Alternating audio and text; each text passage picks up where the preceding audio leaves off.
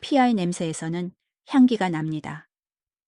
죽어가는 눈빛을 보는 게 가장 즐거웠습니다. 담배는 끊어도 살인은 못 끊겠습니다. 더 이상 살인을 하지 못할까봐 조바심이 납니다. 100명은 죽였어야 했는데 아쉽습니다. 유튜브가 가장 싫어할 만한 말들을 아무렇지도 않게 내뱉던 남자. 그래서 차마 이 대본에 모두 담을 수조차 없는 범죄들까지 저질렀던 남자. 연쇄살인범 가운데에서도 극히 드물다고 평가받았던 존재. 쾌락형 연쇄살인범. 그리고 구속된 뒤에도 살인을 갈망하며 사람을 죽이고 싶다고 말했던 남자. 사람들은 그의 마지막 선택마저 살인을 참지 못한 쾌락형 살인마의 결말처럼 이야기하기도 합니다. 하지만 과연 정말 그랬을까요? 오늘 우리는 정남규라는 이름에 붙어 있던 수많은 수식어를 하나씩 걷어내 보려 합니다. 그리고 마지막에 남는 것이 무엇인지 함께 따라가 보겠습니다. 오늘의 이야기는 정남규입니다.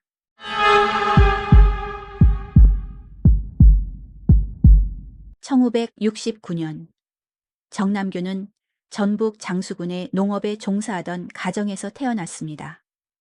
3남 4녀 중 5째. 그리고 장남이었습니다. 중학교를 졸업한 뒤에는 혼자 남원에서 자취하며 상업고등학교를 다녔고 고등학교 2학년 때 가족이 인천으로 이사하면서 전학을 가게 됩니다. 학창시절 성적은 중하위권. 눈에 띄는 학생은 아니었습니다. 고등학교를 졸업한 뒤에는 음료 공장에 취직했습니다. 하지만 불과 4개월 만에 그만뒀습니다. 이후 방앗간 배달 일을 하기도 했고 건설 현장에서 일하기도 했지만 오래 이어지지는 못했습니다. 새로운 환경에 적응하기보다 그만두는 일이 반복됐고 사람들과 함께 살아가는 방법을 배우기보다 점점 사회 밖으로 밀려나기 시작했습니다. 그리고 어느 순간부터 절도, 강도, 성범죄, 교도소, 출소, 그리고 다시 범죄. 정남규의 삶은 평범한 일상으로 돌아가기보다 범죄와 수감을 반복하는 방향으로 흘러가기 시작합니다. 정남규는 훗날 자신의 어린 시절을 이야기했습니다. 가정폭력, 성폭력 피해, 학교폭력, 사회로부터의 소외. 그 가운데에는 사실도 있었을 것입니다. 어쩌면 스스로 덧붙인 이야기들도 있었을지 모릅니다. 진실은 정남규만 알고 있을지도 모릅니다. 다만 저는 개인적으로 정남규를 사회가 만들어낸 괴물이라고 생각하지 않습니다. 설령 그가 이야기한 모든 일들이 사실이었다고 해도 세상에는 비슷한 상처를 안고도 다른 사람을 다치게 하지 않기 위해 평생 노력하며 살아가는 사람들이 너무나 많기 때문입니다. 누군가는 상담을 받습니다. 누군가는 약을 먹습니다. 누군가는 하루를 버티는 것만으로도 최선을 다합니다. 상처를 핑계 삼기보다 상처를 안고도 다른 사람을 지키며 살아갑니다. 그리고 대부분은 정남규의 삶을 선택하지 않습니다. 정남규는 사회로 돌아올 기회가 없었던 사람이 아니었습니다. 직장을 가져본 적도 있었고 가족과 함께 지낸 시간도 있었으며 출소 후 다시 살아갈 기회도 있었습니다. 하지만 그는 사람들과 함께 살아가는 방법보다 범죄를 선택했고 관계를 회복하는 방법보다 자기 욕망을 우선했습니다. 그 선택은 누구의 것도 아닌 정남규 자신의 것이었습니다. 교도소 생활은 정남규에게 편한 공간이 아니었습니다. 그래서 그는 다짐합니다. 다시는 돌아오지 않겠다고. 담배를 끊었고 탄산음료를 끊었으며 매일 10km를 달리며 몸을 단련했습니다. 범죄와 수사 관련 자료를 읽으며 잡히지 않을 방법도 고민했습니다. 겉으로만 보면 삶을 바꾸려는 사람처럼 보일 수도 있습니다. 누군가는 갱생을 위한 노력이라고 생각했을지도 모릅니다. 하지만 정남규가 준비한 것은 새로운 삶이 아니었습니다. 다시는 감옥으로 돌아가지 않기 위한 준비였습니다. 어떻게 하면 더 오래 자유를 누릴 수 있을지, 어떻게 하면 다시 재소자가 되지 않을 수 있을지, 그것을 고민했습니다. 문득 이런 생각이 듭니다. 정남규가 정말 두려워했던 것은 감옥이었을까요? 아니면 감옥 안에서 마주했던 자기 자신의 모습이었을까요? 다른 재소자들의 눈치를 보며 살아야 하는 사람, 누군가의 놀림거리가 되는 사람, 고개를 숙인 채 눈도 제대로 마주치지 못하는 사람, 아무도 관심 가져주지 않는 사람, 특별하지 않은 사람. 어쩌면 정남규는 그런 자기 자신의 모습을 누구보다 견디기 싫어했던 것은 아닐까. 물론 이것은 어디까지나 저의 개인적인 생각입니다. 분명한 것은 그 시간 동안 정남규가 고민했던 것은 피해자의 삶이 아니었다는 사실입니다. 누군가의 내일, 누군가의 평범한 하루, 누군가가 기다리고 있을 저녁, 그 모든 것보다 중요했던 것은 끝까지 자기 자신뿐이었다는 사실입니다. 2004년 정남규의 준비는 끝났습니다. 그리고 평범한 사람들의 하루가 무너지기 시작합니다. 놀이터에서 놀던 아이들, 집으로 돌아가던 대학생, 출근길에 나선 직장인, 하루를 마치고 귀가하던 여성, 집 앞 대문을 열던 사람, 공원을 지나던 사람, 그들은 정남규를 알지 못했습니다. 그에게 잘못한 것도 없었습니다. 원망을 살 이유도 없었습니다. 그저 그날, 그 시간, 그 자리에 있었을 뿐입니다.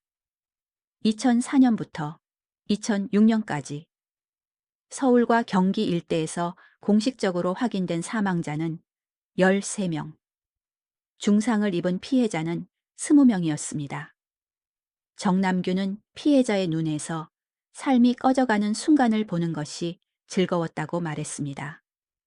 죽음의 공포, 사라져가는 의식, 마지막까지 살아보려는 눈빛, 그 모든 것을 자신의 쾌락으로 소비했습니다. 그래서 사람들은 그를 쾌락형 연쇄살인범이라고 불렀습니다. 하지만 누군가에게 그 순간은 평생 단 한 번뿐인 마지막이었습니다. 그리고 정남규는 아무 이유도 없이, 아무 권리도 없이, 오직 자기 자신의 욕망을 위해 그 평범한 하루를 빼앗았습니다. 수사기관은 정남규를 설명하는 하나의 표현을 사용했습니다. 쾌락형 연쇄살인범. 연쇄살인범 가운데에서도 극히 드문 유형. 정남규는 범행 당시 피해자의 몸을 돌려세워 눈을 바라봤다고 합니다. 죽음이 다가오는 공포, 살고 싶다는 본능, 마지막까지 포기하지 못하는 눈빛, 그 모든 것을 바라보는 순간 쾌감을 느꼈다고 이야기했습니다. 그래서 사람들은 마치 정남규가 누군가의 삶과 죽음을 손에 쥔 특별한 존재였던 것처럼 기억하기도 합니다. 하지만 정남규의 범행을 다시 들여다보면 그는 정면으로 마주서는 사람이 아니었습니다. 뒤에서 접근했고 얼굴을 가렸으며 잠든 사람이나 예상하지 못한 순간을 노렸습니다. 상대가 제대로 대응할 수 없는 상황을 먼저 만든 뒤에야 피해자의 눈을 바라봤습니다. 이미 판은 기울어져 있었습니다. 상대는 준비되어 있지 않았습니다. 처음부터 반칙으로 시작된 싸움이었습니다. 그런데도 정남규는 마치 자신이 결정권자인 것처럼 행동했습니다. 누군가의 삶과 죽음을 지배하는 사람처럼, 누군가의 마지막 순간을 선택하는 사람처럼. 하지만 그것은 힘이 아니었습니다. 용기도 아니었습니다. 누군가의 인생을 좌우할 만큼 강한 사람이 아니라 처음부터 유리한 판을 만들어 놓고 잠시 결정권자인 척했던 사람. 저는 그것이 정남규의 민낯이라고 생각합니다. 정남규는 강자를 피했습니다. 어린아이와 여성을 골랐습니다. 약자를 공격하면서도 반칙이 필요했던 사람, 그것이 정남규였습니다. 2006년 4월 22일 새벽, 서울 영등포구 신길동. 정남규는 한 단독주택에 침입합니다. 그리고 작은 방으로 들어갔습니다. 잠들어 있는 누군가를 향해 다가갔습니다. 하지만 그 방에는 정남규가 예상했던 사람이 아니었습니다.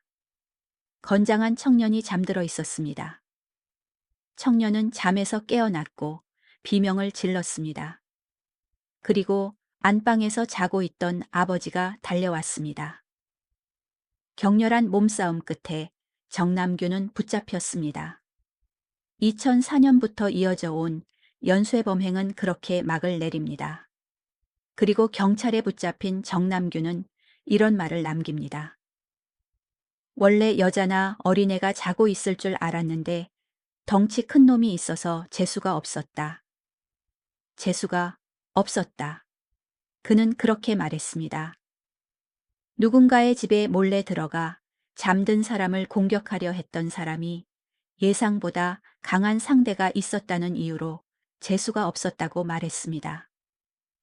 이 한 문장이 정남규라는 인간을 가장 정확하게 설명합니다. 그는 처음부터 여자나 어린아이를 떠올렸습니다. 잠든 사람을 생각했습니다. 저항하기 어려운 대상을 골랐습니다. 그리고 예상이 빗나가자 재수가 없었다고 말했습니다. 누군가에게는 평생 잊을 수 없는 공포였고 누군가에게는 삶 전체가 뒤바뀌는 순간이었습니다. 그런데 정남규에게 그것은 운이 나빴던 하루에 불과했습니다. 그에게 사람은 없었습니다. 상황만 있었습니다.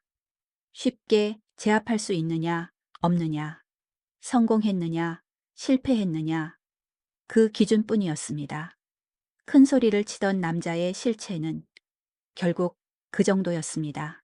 조사가 시작됐습니다. 프로파일러들이 그를 만났고 형사들은 그의 말을 기록했습니다. 그들의 일은 듣는 것이었습니다. 필요한 내용을 확인하고 기록하고 분석하는 것. 듣고 싶어서가 아니라 직업이었기 때문에 들어야만 했습니다. 그런데 정남규는 거기서 멈추지 않았습니다. 조서에 필요한 말만 하지 않았습니다. 피해자의 마지막 순간을 추억처럼 꺼내 놓았습니다. 죽어가는 눈빛, 피 냄새, 얼마나 무서워했는지, 어떤 표정을 지었는지, 입 밖으로 꺼내서는 안 될 이야기들까지 마치 무용담처럼 배설하듯 쏟아냈습니다. 그리고 웃었습니다. 사람들의 표정은 점점 굳어졌습니다. 불쾌함이 스쳐 지나갔고 경악이 남았습니다. 듣기 힘들다는 기색도 분명히 존재했습니다. 하지만 정남규는 멈추지 않았습니다. 상대의 표정을 읽지 못했던 것인지, 읽고도 중요하게 생각하지 않았던 것인지, 어느 쪽이든 분명한 것은 하나였습니다. 정남규에게 중요한 것은 상대의 감정이 아니었다는 사실입니다. 누군가의 고통보다 자기 이야기가 중요했습니다. 누군가의 불편함보다 자기 만족이 우선이었습니다. 어쩌면 그 시간은 정남규 인생에서 처음으로 많은 사람들이 자신의 이야기를 들어준 시간이었는지도 모릅니다. 기자들, 형사들, 프로파일러들, 평생 사회와 고립된 채 살아왔던 사람이 처음으로 대단한 사람들의 관심 한가운데에 서 있던 시간. 물론 우리가 말하는 행복과는 전혀 다른 종류의 것이었습니다. 이미 인간으로서의 가치를 잃어버린 사람이 느끼는 만족에 가까웠습니다. 그래서 더 역겨웠습니다. 정남규는 누군가의 멈춰버린 그날을 자기 입으로 꺼내어 소비하는 그 시간에 취해 있었습니다. 평생 처음 정남규가 스스로 특별한 존재가 되었다고 착각했던 순간이었는지도 모릅니다. 하지만 그 시간은 영원하지 않았습니다. 프로파일링은 끝났습니다. 형사들의 조사도 마무리됐습니다. 기록은 정리됐고 기자들도 하나둘 떠났습니다. 더 이상 그의 범행에 경악해 줄 사람도 그의 이야기를 들어줄 사람도 남지 않았습니다. 죽어가는 눈빛을 이야기해도 피 냄새를 추억처럼 꺼내 놓아도 억지로라도 들어줘야 하는 사람들조차 사라졌습니다. 평생 처음 받아본 관심은 그렇게 끝났습니다. 그리고 다시 남은 것은 쾌락형 연쇄살인마 정남규가 아니었습니다. 희대의 연쇄살인마 정남규도 아니었습니다. 그저 재소자 정남규였습니다. 평생 가장 싫어했던 자기 자신의 모습, 누군가의 눈치를 보며 살아야 하는 사람, 다른 재소자들 틈에서 고개를 숙여야 하는 사람, 아무도 관심 가져주지 않는 사람, 특별하지 않은 사람, 다시 그 정남규로 돌아가야 했습니다. 사람들은 그의 마지막 선택을 두고 살인을 참지 못한 쾌락형 살인마가 마지막 살인 대상으로 자기 자신을 선택한 것처럼 이야기하기도 합니다. 실제로 정남규는 끝까지 살인을 갈망했습니다. 담배는 끊어도 살인은 못 끊겠습니다. 사람을 죽이지 못하니 우울합니다. 그는 그렇게 말했습니다. 피해자의 공포를 즐겼고 죽어가는 눈빛에서 쾌락을 느꼈으며 누군가의 마지막 순간을 무용담처럼 떠들었습니다. 쾌락형 연쇄살인범. 그 수식어는 분명 틀리지 않았습니다. 하지만 저는 꼭 그렇게만 생각되지는 않습니다. 정남규는 다시 감옥으로 돌아가는 것을 두려워했습니다. 그래서 담배를 끊었습니다. 탄산음료를 끊었습니다. 매일 10km를 달렸습니다. 잡히지 않기 위해서이기도 했지만 어쩌면 다시 재소자로 살아가는 현실을 견디기 싫었기 때문인지도 모릅니다. 그렇다면 모든 관심이 사라진 뒤 평생 가장 싫어했던 자기 자신으로 돌아가야 하는 현실 역시 그에게는 견디기 어려운 일이 아니었을까. 전설적인 쾌락형 살인마의 마지막 살인이라고 부르고 싶지는 않습니다. 오히려 평생 가장 싫어했던 자기 자신의 모습, 아무도 특별하게 바라봐 주지 않는 재소자 정남규. 그 현실을 견딜 만큼 단단한 사람이 아니었던 것은 아닐까. 약자를 노리면서도 정면으로 마주하지 못했던 사람. 약자 앞에서도 반칙부터 준비했던 사람. 듣기 싫다는 표정조차 읽지 못했거나 읽고도 중요하게 생각하지 않았던 사람. 그리고 끝내 자기 자신과 마주할 용기조차 없었던 사람. 그것이 제가 바라본 정남규였습니다. 2009년 서울구치소 독방.